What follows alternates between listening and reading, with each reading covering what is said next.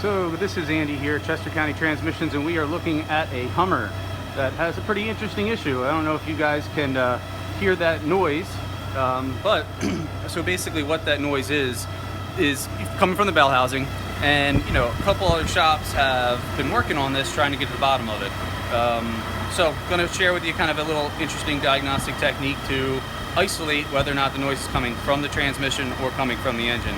As you can imagine, you know, sometimes fingers kind of get pointed and clarification needs to happen. So this is a pretty good trick. I'm going to go ahead and show you guys the bell housing and what we're doing. Again, this can be done by just about anybody who's qualified. So let's take a quick look. I'm sure everybody can hear the noise, and we are looking at the bell housing itself. And if we can see up inside, we are looking at the spinning flex plate. And probably the most interesting thing is right there, that is the torque converter, not spinning. So, you know, what we did was we disconnected the bolts between the torque converter and the flex plate.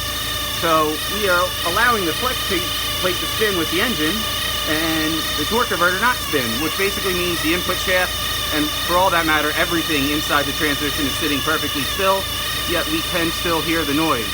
So we have concluded that it is not in the transmission, rather something in the engine. Now, one interesting thing about Hummers is that there is, in the back portion of the motor here, there is a timing chain that's used for the balancer.